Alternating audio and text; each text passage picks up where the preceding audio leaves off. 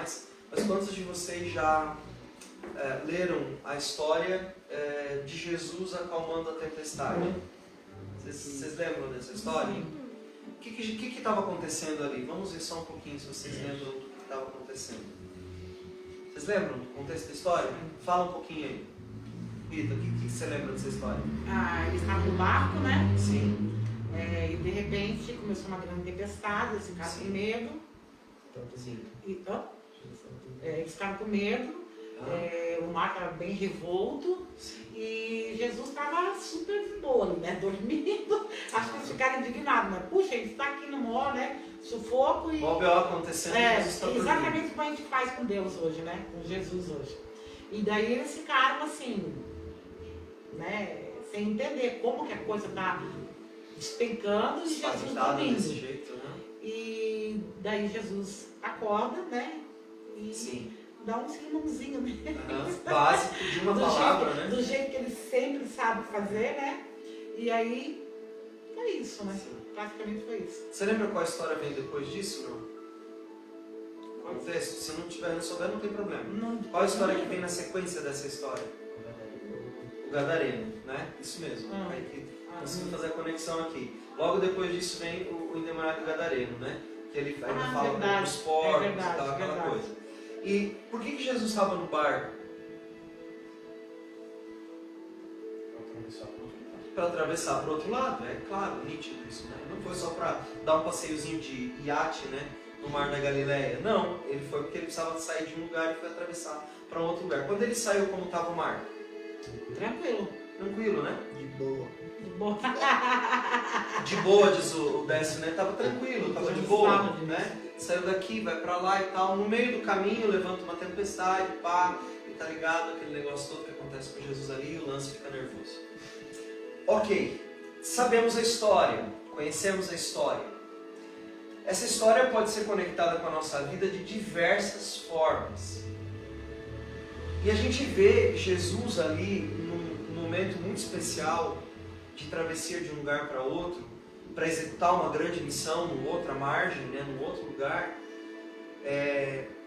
muito tranquilo, né, saindo de um discurso, de uma pregação, saindo de um momento vivido por ele também marcante, indo para um outro momento marcante. Aperta duas vezes para mim, né, por favor. Sai de um lugar e vai para um outro lugar, né, de uma forma marcante, fazendo sua história acontecer, e isso nem sempre é percebido pela gente. O que vem antes, o que vem depois, né? Da onde Jesus está saindo, para onde Jesus está indo, o que Jesus fez, qual é a realização no meio do caminho, e o que ele fez depois que ele atravessou, o que ele fez depois que ele foi para o outro lado, né? E às vezes a gente fica assim pensando, puxa, né? É mesmo, essas histórias às vezes parecem meio desconexas, né? Mas na verdade não são. O fato é que ele sai de um lugar para ir para outro lugar, e no meio disso dá uma tempestade. E essa tempestade apavora as pessoas, menos Jesus.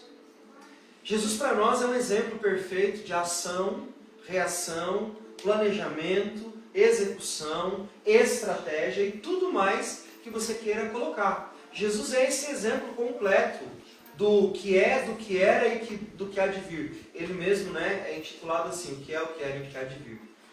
E é muito interessante que os discípulos, passando junto com Jesus de um lado para o outro, vendo o que Jesus era capaz de fazer em várias circunstâncias diferentes, entendendo que Jesus tem poder sobre todas as circunstâncias, para mudá-las ou simplesmente para fazê-las cessar, para acabar.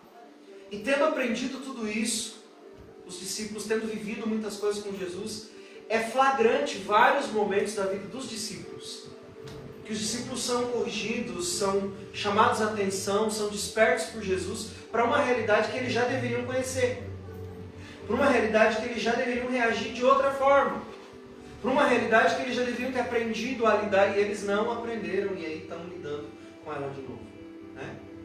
E a gente vê aqui mais uma vez isso. E para mim uma grande lição que Jesus transmite para os seus discípulos, que eles precisavam de uma maneira muito intensa entender um aspecto da fé que para nós é difícil de entender. E eu queria que você repetisse essa frase junto comigo, confiando em mim, para que a gente possa desenvolver ela dentro da gente, no nosso coração, e que ela fique marcada como algo essencial da pregação que você vai ouvir hoje. Eu gostaria que você repetisse comigo. A fé nem sempre é para acalmar tempestades, mas sim para aprender a dormir em paz.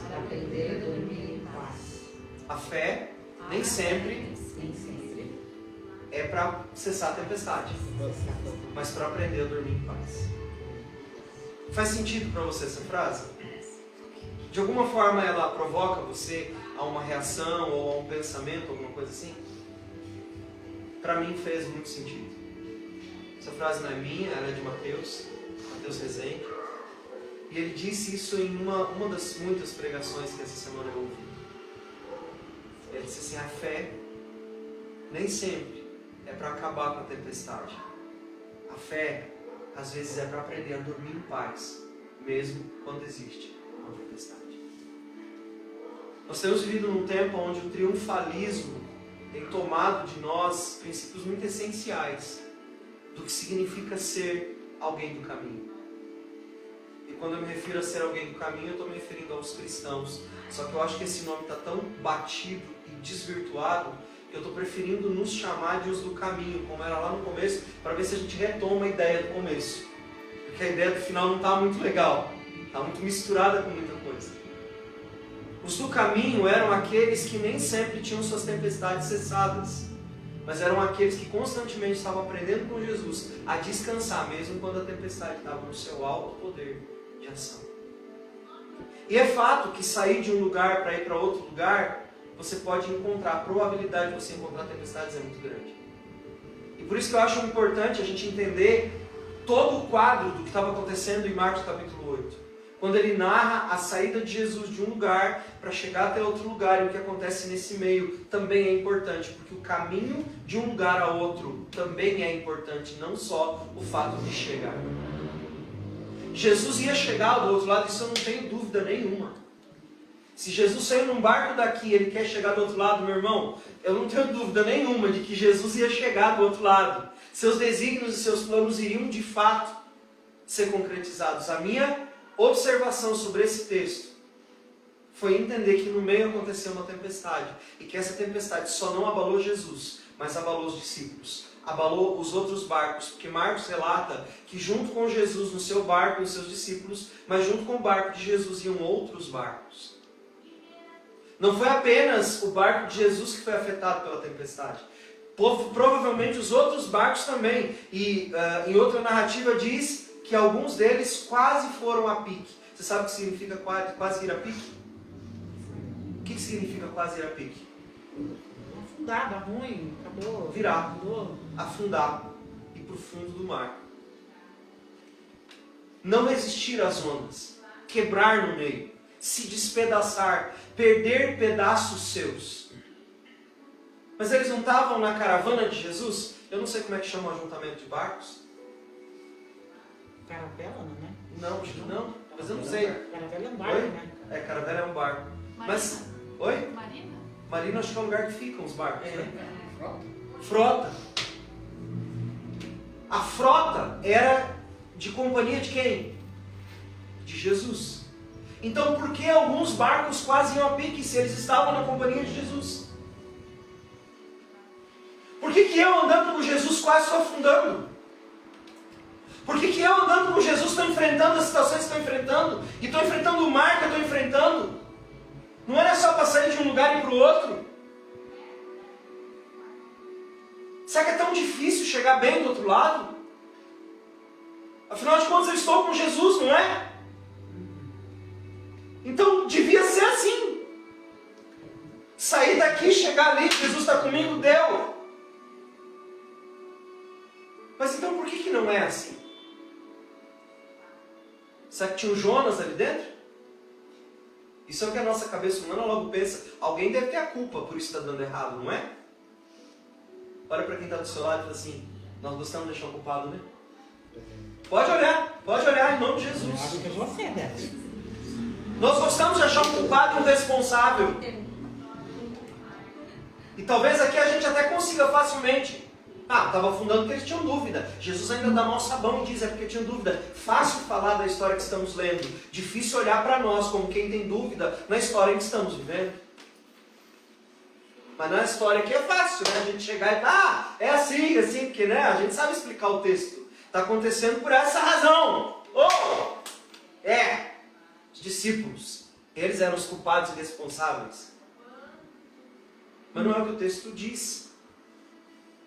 Jesus fala sobre os discípulos, mas todos eles estavam na companhia de Jesus, e eu duvido que não tinha alguém lá com uma fé pura de coração, sem saber lidar com a tempestade que eles encontraram no caminho. Quantas vezes eu e você temos um lugar para chegar em Deus e encontramos tempestades no caminho, e por mais que estejamos cheios de fé e com o nosso coração aprofundado em Jesus, então por que é que nós não conseguimos chegar no outro lado?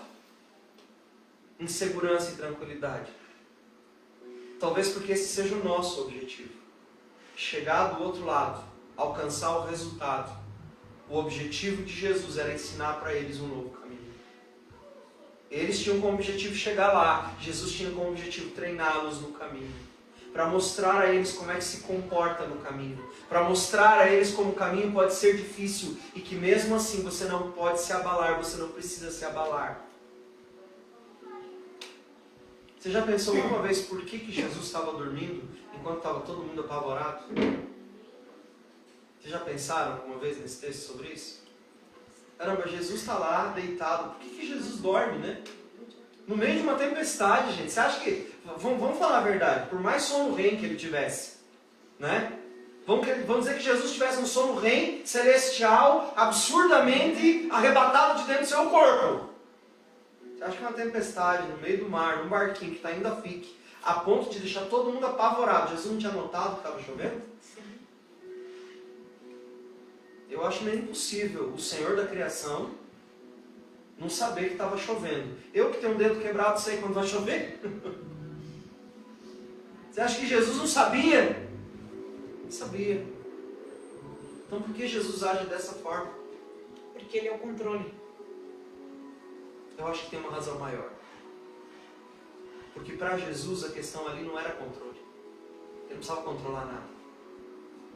Para mim, o que esse texto está dizendo, Rita, é que Jesus tinha descoberto um lugar de descanso em Deus, sabendo que a vida dele não corria risco. Porque mais importante era o caminho do que o lugar de chegada. É como se Jesus estivesse super tranquilo, sabendo que nada era superior ao destino que Deus havia preparado para ele. E que Deus não ia frustrar os planos dele, afundando o barco dele ali naquele lugar e matando ele junto com todos os seus discípulos, porque existia algo maior para acontecer e não tinha acontecido ainda. E eu descubro, lendo para esse texto, que Jesus tinha um profundo conhecimento da sua identidade de filho. E aí eu vou apelar um pouco para vocês em pensarmos a respeito desse Pai, Deus. Você pai, você mãe, você irmão. Quando você tem alguém que é especial para você, e essa pessoa está correndo algum tipo de perigo, qual que é a sua reação se você está perto? Vamos usar um exemplo nosso aqui. A gente tem às vezes o Gui andando por aqui, né? Se o Gui está perto de você e ele meio que desequilibra, qual que é a tua reação? O que você faz? Proteger. Uau, vai cair! É isso? Qual que é a nossa reação natural quando nós vemos que uma criança pequena que está perto de nós está correndo um risco? Ajudar, proteger. É ajudar, é proteger, é agir, por favor. Segurar. O que o próprio Jesus disse sobre isso nas Escrituras? Se o meu Pai que está nos céus é bom, é fiel, é verdadeiro, é justo, souber que vocês têm alguma necessidade, o que Ele vai fazer por vocês? Ele vai dar a vocês o que vocês estão pedindo. Porque Ele é um bom Pai. Se vocês pedirem pão, Ele vai dar pão. Se houver uma necessidade de abrigo, Ele vai dar abrigo. Se houver uma necessidade de algo, Ele vai dar. Porque vocês que são maus, cuidam dos filhos de vocês. Quanto mais Ele que é bom. Você acha que Ele não vai cuidar de vocês? E a gente diz, mas na hora que a tempestade vem, a gente diz, cadê você? Onde é que você está?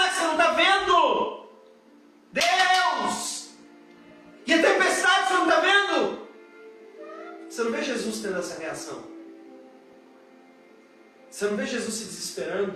Você não vê Jesus desconfiando que talvez Deus esteja distraído o suficiente para deixar ele afundar? Não é? A Bíblia diz que os discípulos acordam Jesus. E eu acho legal, né, essas frases do português mais culto, né? Não se te dá que morramos? Eu fico imaginando alguém em desespero tentando ser tão certinho no português, né?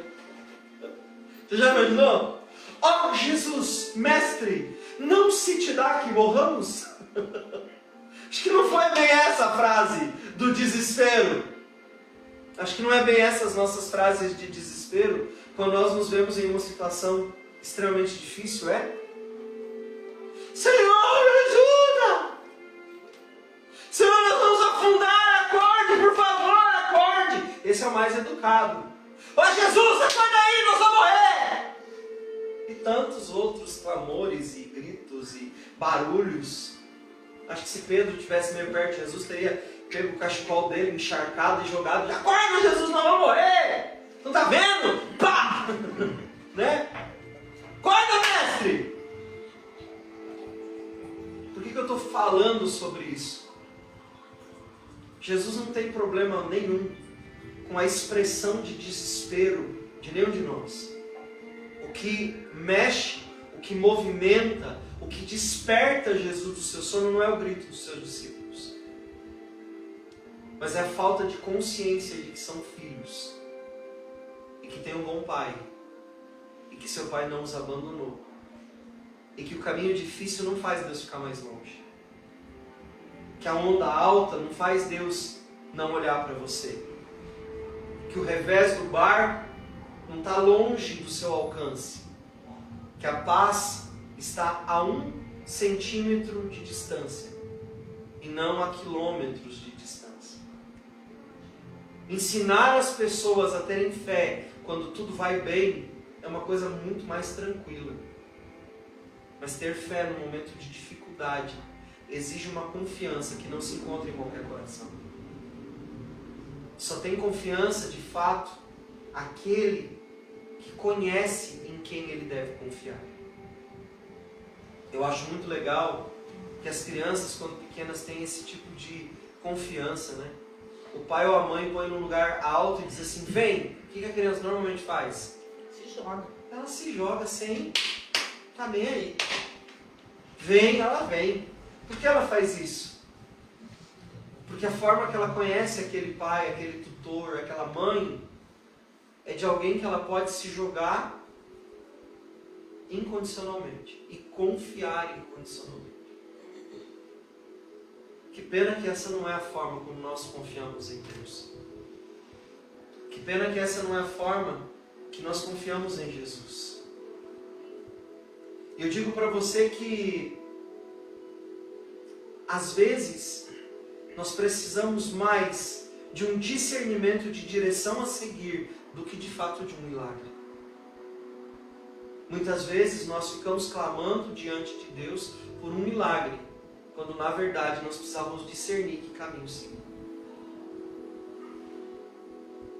É muito difícil a gente admitir que isso é assim. O que os discípulos precisavam não era de uma voz de comando sobre eles, mas sim de alguém que os lembrasse quem eles eram. E sabe o que é pior no texto? Que o texto diz assim, Jesus levantou e disse, aquieta-te vento, acalma-te mar. E a Bíblia diz que imediatamente se fez calmo. E aí o pior vem depois. O que os discípulos arrazoam, diz a Bíblia, e arrazoavam entre si, e conversavam entre si, discutiam entre si. Qual que era a discussão deles?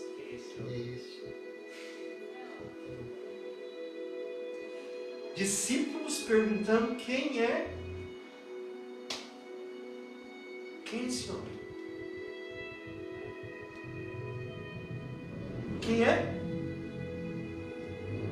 Quem é esse homem que acalma os mares? Quem é esse homem que aquieta os ventos?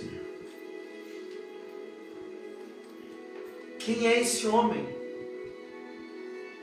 Quem é esse homem por quem eu deixei Isso não é uma expressão de estar atônito. É uma expressão, porque a Bíblia diz, eles arrazoavam, eles conversavam entre si. Não era só uma força de expressão. Era uma evidência. Nós não o conhecemos. Mas eles eram seus discípulos. O que me leva a concluir que a maneira como nós agimos diante das tragédias da vida, dos problemas que nós temos a respeito da nossa fé, e muitas vezes nós fazemos isso. Quando a nossa fé é provada, nós pensamos em largar o que estamos fazendo para Deus. Nós pensamos em largar Deus, nós pensamos em largar a igreja, nós pensamos em largar a fé, a família, o trabalho, o que você quiser largar. Nós pensamos em fazer isso.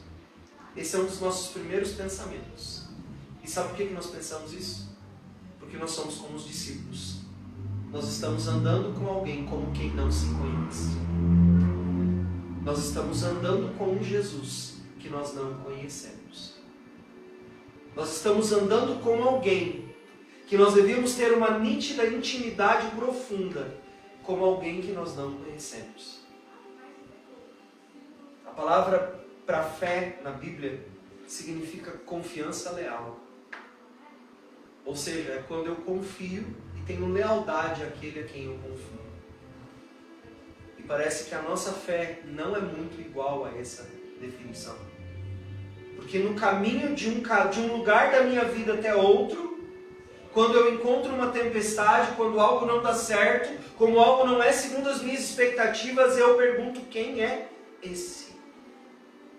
Quem é esse? Como quem não o conhece. Ah, pastor, mas eles perguntaram porque ele acalmou os mares. Lê do engano seu. Vai estudar para você ver o que esse capítulo significa. É como se Jesus tivesse olhado para eles e dito: até quando eu vou continuar disponível para me fazer conhecer a vocês e vocês vão continuar olhando para os lados, como se não me conhecessem, como se não conhecessem ao Pai e estivessem sempre em risco de algo ruim acontecer? Quando vocês vão crescer? Quando se tornarão o que precisam se tornar? Quando vão começar a confiar?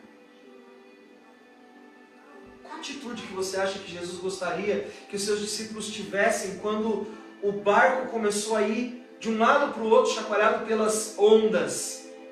Quais as possíveis atitudes que Jesus gostaria de ter visto nos seus discípulos, que evidenciariam a maturidade do seu conhecimento de Deus? Eu acho que alguns deles deveriam ter ido dormir junto com Jesus. Gente, está embalando legal o barco, vamos aproveitar e vamos dormir? Vamos deitar do lado de Jesus? Porque se ele está deitado é porque não tem com o que se preocupar. Então vamos fazer o mesmo que ele? Pedro, vai você ou vou eu? Disse João. Não, João, vai você. Da outra vez que ele estava andando fui eu, agora vai você. Então eu vou lá. E João chega na beira, na proa, na polpa, na beira do barco, e diz assim: aquieta-se vento, acalme-se mar. E tudo se acalmou. Você acha que Jesus não tinha um anseio divino de que os seus discípulos agissem dessa forma? Você acha ou não? Eu acho que sim. Pelo sabão que ele passa neles depois? Eu acho que sim. Como se eles olhassem para a circunstância que se avolumou tanto diante deles e como alguém que confia no seu Pai, como Jesus. E para mim, Rita, por isso que ele estava deitado. Porque o nível de conhecimento de Jesus sobre o Pai era tão profundo que ele sabia que nenhuma onda, nenhum barco, nenhum vento seria capaz de tombar o propósito de Deus naquele lugar. E essa confiança levou ele a adormecer no meio da tempestade. Eu não sou um viajante. Viajei até agora uma vez só de avião na vida. E vi pessoas muito tranquilas viajando de avião. E também desesperadas. Mas tinha uma senhora, dois assentos à nossa frente. Uma senhorinha de idade já. Ela entrou no avião. Eu acho que ela já era viajante mesmo, porque ela tinha até um jeitinho assim de quem viaja. Com aquela almofadinha assim no pescoço, amarelinha. Deitou, baixou o banco. Ela tava com um chapeuzinho desses chapeuzinhos de verão, assim, que a senhorinha usa para não pegar o sol no rosto e não manchar a pele. Baixou o chapeuzinho, cruzou as mãozinhas e ela ficou quietinha. Eu queria ter levantado para ver se ela dormiu, mas eu acho que ela deve ter dormido. Enquanto do meu lado minha filha segurava minha mão como alguém que segura a mão de alguém que ela não pode soltar em hipótese nenhuma. Quase gangrenou a mão. De medo. De pavor. Me leva a entender que existem pessoas que já aprenderam a curtir a viagem. Mas se o avião cair? Talvez caia. Não. Só vou curtir a viagem. Talvez essa fosse uma atitude esperada dos discípulos. E se morrermos? Qual era a promessa para quem morresse com Cristo? Com Ele, ressuscitaremos. Acho que ainda está legal. Não? Talvez você diga, não. Porque eu quero fazer isso, quero fazer. Como a nossa vida está centralizada em nós mesmos. Como nós somos cheios de si ainda. Como nós estamos vivendo para nós. Como nós não vivemos aquilo que a palavra nos ensina a viver. Para mim, o viver é Cristo e o morrer é ganho. Como nós não gostamos disso. Como ainda somos tão imaturos. A ponto de nossa fé ter sempre que alcançar um milagre.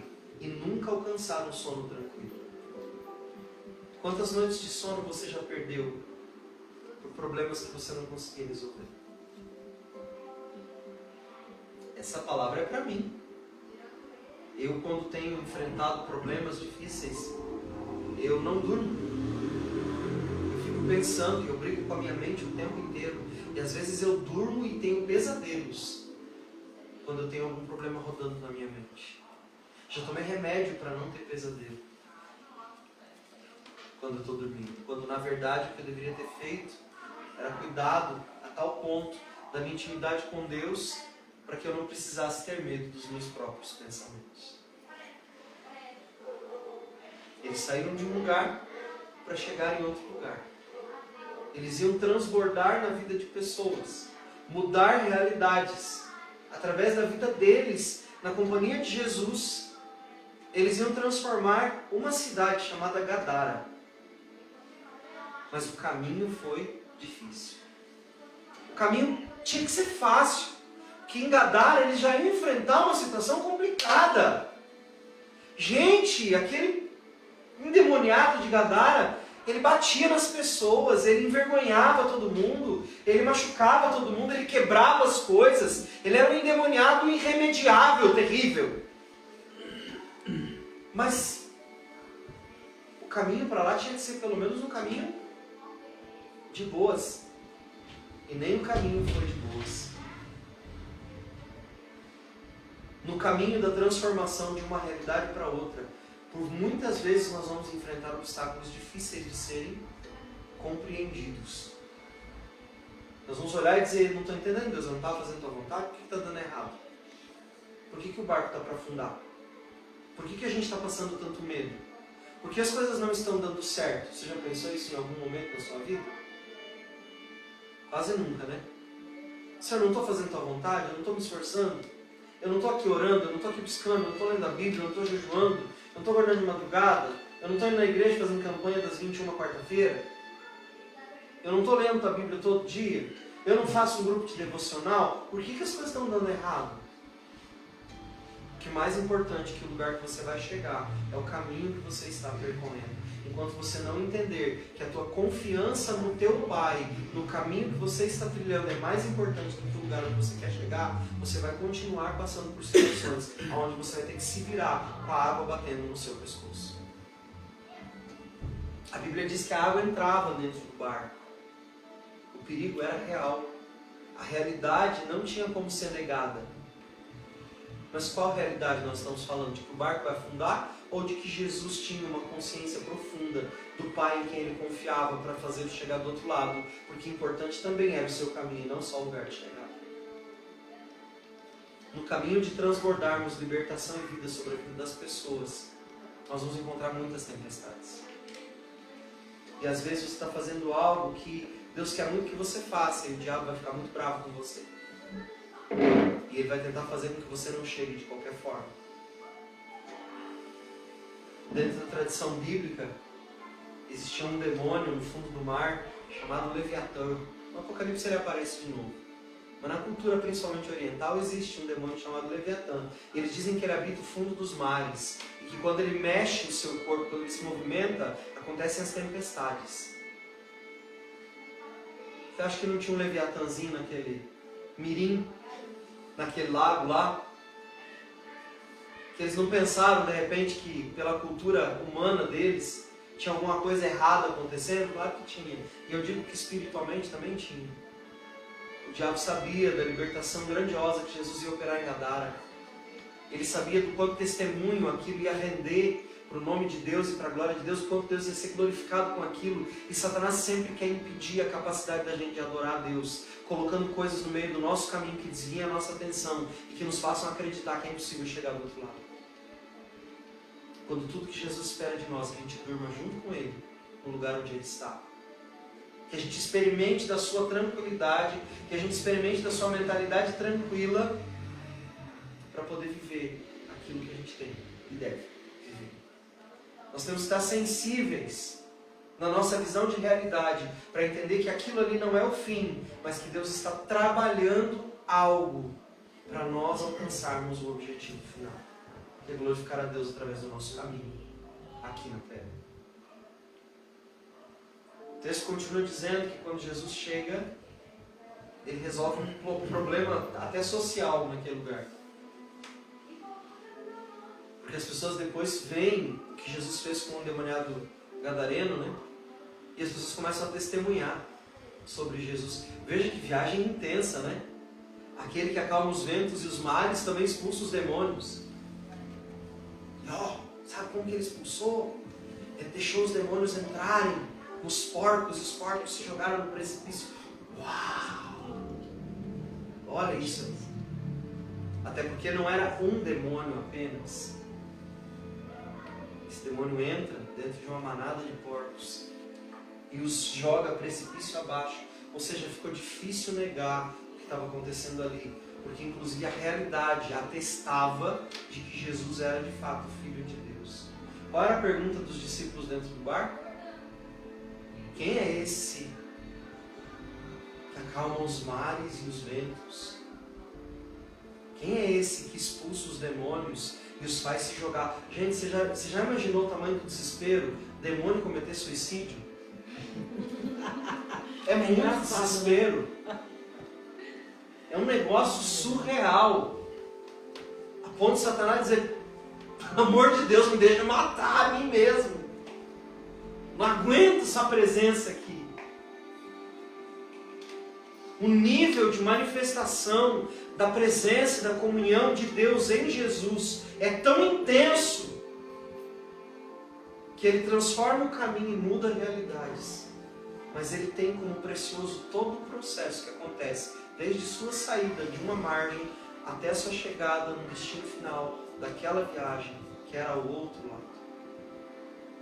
A tempestade foi uma intercorrência, turbulência no meio do voo. Os discípulos desesperados segurando as suas grades de proteção para tentar de alguma forma escapar daquela evidência do caos que estava acontecendo à sua volta. Mas Jesus dormiu. Portanto, fica claro para mim, se o caos está instaurado, nós temos que fazer o que Jesus faria. Se Jesus dorme, a gente dorme também. Eu durmo. Se Jesus trabalha, eu trabalho. Se Jesus semeia, eu semeio. Se Ele espera dar certo, eu espero dar certo. Eu já citei esse texto aqui nos últimos 2 sábados. A Bíblia diz que a criação aguarda em ardente expectativa a manifestação dos filhos de Deus. Não é só o fato de criar sinais evidentes a nível sobrenatural que desperta o interesse das pessoas, mas também glorifica a Deus através da nossa vida quando nós dormimos no meio da tempestade, porque sabemos e confiamos no Pai que nós temos e que Ele não faz nada errado, que Ele não faz nada depois do tempo, que Ele não esquece daqueles que amam a Ele. Se o negócio não deu certo, calma. Nós ainda estamos viajando. Se não chegou do outro lado ainda, calma, a viagem pode ser muito bonita. Se aconteceu uma turbulência e Jesus está descansado, dormindo, deite e descanse, vai dar certo.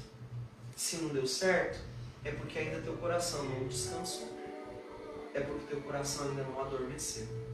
Você ainda não chegou onde Deus quer que você chegue. E sabe o que é pior? É que enquanto a gente continuar não dormindo, as tempestades vão continuar vindo. Não como um sinal de castigo de Deus para ver se a gente aprende, mas como oportunidade para ver se a gente cresce. Para ver se a gente cresce no nosso nível de confiança, de comunhão, de intimidade com Deus que se recusa a nos abandonar nos momentos que nós mais precisamos. Como um Deus que não abre mão de sua razão por causa dos nossos argumentos. Com Deus que não quer que a gente olhe para o céu como alguém que espera, mas sim como alguém que já recebeu. Sabe? Eu acho que essa é uma diferença muito importante para nós.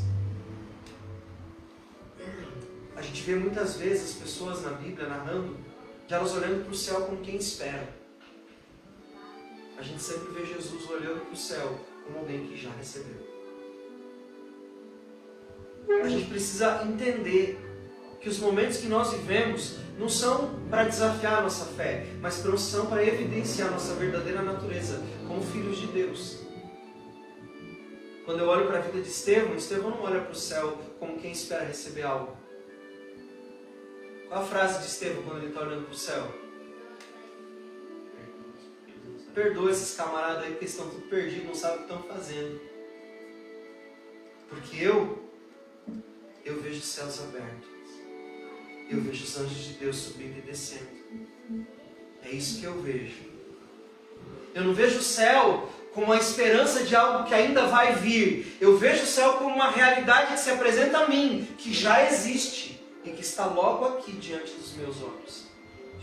Eu não vejo a tempestade como algo que vai me tragar. Eu vejo a tempestade como algo que eu vou atravessar, descansado, porque eu sei que Ele já enviou tudo o que precisava para que eu passasse em segurança por esse momento. Às vezes a gente vê histórias de missionários e o mundo missionário é um mundo fértil para histórias porque ele desafia a nossa realidade, a nossa fé o tempo inteiro. Histórias de missionários, né, que agora há pouco tempo mesmo atrás aí, missionários na China foram descobertos numa reunião e aí começaram a atirar, estavam numa floresta lá, começaram a atirar e um desses missionários catou a única Bíblia que tinha naquela reunião e pôs ela dentro do casaco e saiu correndo. De repente, pau, alguém atirou e ele caiu para trás e desmaiou. Acordou horas depois.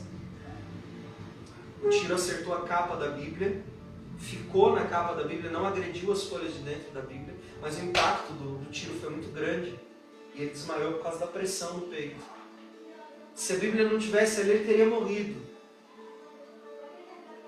Mas Deus não permitiu nem que a palavra dele fosse arranhada por um projétil lançado de uma poderosa arma militar. Ficou na capa. E o testemunho diz que esse chinês não tirou mais da capa aquele projétil. Ele deixou fixado ali aquele projétil na capa. E agora ele testemunha para todos os irmãos aonde ele vai, de que a palavra de Deus é tão poderosa que nenhum projétil mais poderoso de uma arma humana pode atingi-la. E que daquela forma ele foi livrado da morte. Então, aquilo que foi enviado para matá-lo se transformou em algo que está trazendo vida a outras pessoas por causa da postura dele. Eu confio no Deus a quem eu sirvo. a ponto de sua palavra me guardar de ser atingido no meu coração. Porque eu só estou no meio de uma tempestade, eu não cheguei onde eu preciso chegar ainda. Por pior que seja a tua situação, você não chegou onde você precisa chegar. É só uma tempestade. E sabe por que ela está difícil? Porque você está olhando para a tempestade, ao invés de estar deitado do lado de quem você deveria estar alimentando só comigo. Pastor, mas eu estou orando, ore mais. Pastor, mas eu estou lendo a Bíblia, leia mais. Pastor, mas eu estou confiando, confie mais. E só faltou talvez uma coisa para você: conheça-o mais. Conheça-o a ponto de não ter dúvidas sobre ele. No caso de Pedro, ele perguntou: por que você teve dúvida? No caso dos discípulos, provavelmente eles levaram esse mesmo sabão. Cara, qual que é o problema de vocês? Vocês ainda não conhecem o Pai? Vocês ainda não sabem que apesar de ter tempestade no caminho, e vai acontecer coisa ruim com vocês. Se eu fosse Jesus ali naquele momento, eu teria lembrado deles. Lembram de Jó? Cara, só desastre, tragédia. Só coisa ruim aconteceu com aquele homem durante muito tempo. E qual foi a atitude dele diante de Deus? Eu conheço Deus a quem eu sirvo. Quem dera eu pudesse escrever nas paredes do meu coração com a pena de chumbo: eu sei que o meu Deus cuida de mim e Ele está vivo. E no final, vocês vão ver. Ele tinha expectativa do caminho e do final da sua jornada, porque ele tinha intimidade com Deus em quem ele escolheu caminhar. Por vezes na minha vida eu tenho enfrentado tempestades, onde eu estou desesperado na beira do mar. E o meu exercício agora é voltar para onde Jesus está deitado, sem acordar o Mestre, e dizer para ele: só me dá um lugar do teu lado, para eu aprender a descansar enquanto a tempestade não passa. Me dá só um espaço do teu lado, para eu reclinar minha cabeça perto de você, sentir o teu cheiro, o teu calor, a tua presença, e desistir de me preocupar, para escolher ficar perto de você, Jesus. Para mim o desafio não é deixar o vento calar e o mar parar. O meu desafio, pessoal, é me calar. É fazer o meu vento parar. É fazer o meu mar se acalmar. A ponto de eu deitar do lado de Jesus, estando no meio de uma tempestade, de um furacão, e dizer: que bom que você está aqui. E que eu posso me deitar do seu lado e descansar. Porque sabe, Jesus, se eu estiver ali na beira, eu já estaria desesperado. Mas eu quero escolher ficar aqui do seu lado, onde eu sei que a realidade é diferente. Vez por outra eu tenho saído desse lugar. Vez por outra eu tenho me visto fugindo daquilo que eu deveria estar correndo ao encontro. E é tão difícil, gente. Como é difícil sair da bordinha do barco. Como é difícil sair desse lugar de agito. Como é difícil sair desse lugar onde eu sinto a água, onde eu sinto o vento, onde eu sinto soprar do vento cantando no meu ouvido canções que não são de fé e nem de paz. O problema é que eu olho para a realidade com um olhar que Jesus nunca me ensinou, né? Eu olho para a minha realidade com um olhar que Jesus nunca me disse para olhar. Ele sempre me disse para olhar diferente. Eu acho que o conselho dele para os discípulos era o mar calmo e o vento tranquilo. É para esse lugar que vocês têm que olhar. É para olhar na companhia de quem vocês estão e não na realidade que os cerca. A realidade nos apavora e ele queria que ela nos tornasse sensível o suficiente para ver que Deus ainda está ali. Eu vejo que às vezes você passa no caminho e o caminho é difícil. A tempestade é grande, há relâmpagos, trovões, raios, muitos raios. E assusta. E aí passa a tempestade, você chega do outro lado e daí um amigo meu que diz assim: fica tranquilo, Depois da tempestade, diz ele, sempre vem a enchente. Né? Ou seja, a tempestade não é o pior. Tem mais coisa para vir ainda. Depois da tempestade tem um endemoniado. Jesus não se abalou nem com a tempestade, nem com o endemoniado. Mas todo mundo tinha medo do endemoniado. Todo mundo tinha medo da tempestade também. E Jesus não tinha medo nem do endemoniado, nem da tempestade. Porque ele sabia quem era o seu Pai. Ele sabia como era a trajetória. Ele sabia como era o final do caminho. E mesmo assim, ele se manteve tranquilo. Isaías é um dos que escrevem sobre Jesus de uma forma detalhada, profeticamente, sem tê-lo visto. E talvez uma das narrativas mais apaixonantes da Bíblia sobre o Messias. E eu fico imaginando Isaías, um velhinho, carequinha, com barba comprida, umas roupas orientais, assim, sentado, e dizendo para o escriba dele assim, escreve aí. E como uma ovelha muda diante dos seus tosquedores, ele não se abalou. Porque é isso que o texto está dizendo. Imóvel, parado, mesmo diante do inevitável, trágico final, ele não mudou quem ele era. Se Jesus não mudou quem ele era, você pode completar a frase? Eu também não deveria mudar quem eu sou diante da realidade que eu tenho. Como a gente é capaz de se perder tanto? Esse tem sido o meu lamento. Como eu me perdi tanto daquilo que era para eu ser. Como que eu tenho deixado a vida, as dores, as desilusões, as mentiras do diabo, as circunstâncias reais me mudar tanto. Como eu tenho permitido que isso seja assim? Quando na verdade tudo que eu deveria fazer era não ter mudado aquilo que Jesus já tinha impresso. Você tem essa impressão às vezes? Olha assim, mas que crente de meia pataca que eu sou. Que estou me alvoroçando, me abalando por causa de uma circunstância como essa. Se ele já disse quem ele é na minha vida. Se ele já me provou o que ele é capaz de fazer. Se eu já desfrutei de companhia dele em momentos até piores do que os que eu estou vivendo. Será que agora é diferente? Por que é diferente?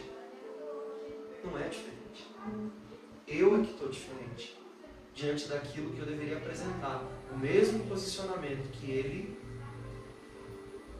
disse para eu ter. Fé para aprender a descansar. Talvez seja o lema da nossa próxima semana. Fé para aprender a descansar. Não só fé para chegar no outro lado. Não só fé para vencer a tempestade. Não só fé para calar o vento.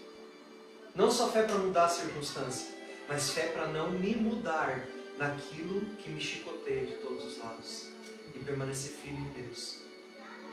Para mim esse é o meu maior desafio para essa próxima semana. Não é fé para mudar a realidade, é fé para não me deixar ser mudado pela realidade que se apresenta, além daquilo que Deus gostaria que eu fosse e me tornasse. Para mim essa é a lição principal de tudo que eu li nesse texto, de tudo que eu entendi nesse texto, de tudo que o Senhor transmitiu ao meu coração nesse texto. Porque quem entra na fé, entra também nesse descanso de Deus. Tem um texto em Hebreus que diz isso, né? Que aqueles que estão na fé já entraram no descanso de Deus.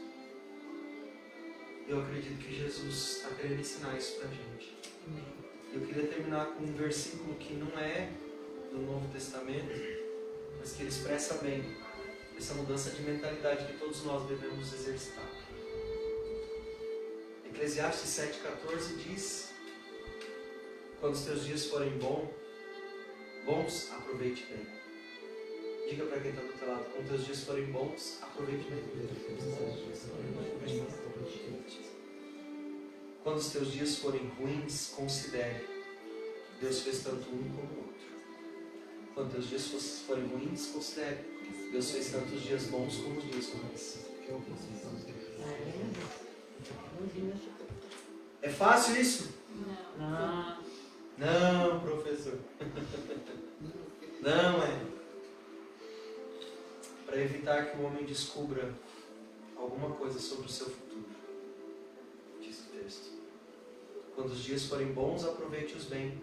Mas quando forem ruins, considere. Deus fez tanto um como o outro para evitar que o homem descubra alguma coisa sobre o seu futuro. Pare de se preocupar com amanhã, enquanto você não aprendeu nem a viver hoje. Aprenda a viver hoje, e o futuro vai cuidar de si mesmo. E hoje a gente vive se alegrando, sabendo que Deus cuida de nós, e que Deus faz tantos dias bons, quanto os dias ruins. O que Ele está querendo dizer é que Deus não muda, porque o dia está ruim. O que muda é o teu gênio. Essa expressão eu acho tão engraçada. Antigamente, não sou dessa época, mas minha mãe dizia isso. Fulano tem um gênio difícil.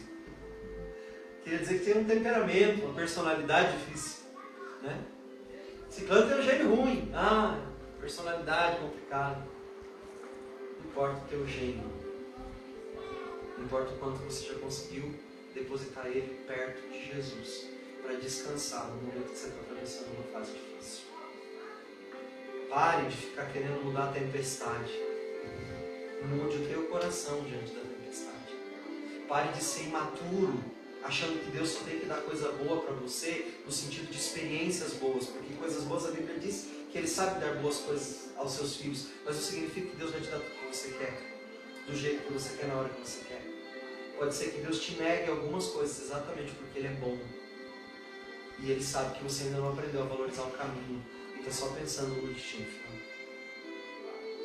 É difícil abrir mão desse pensamento. Mas é necessário porque a nossa mente já não é mais nossa. A Bíblia diz que nós temos a mente de Cristo. Cadê essa mente de Cristo?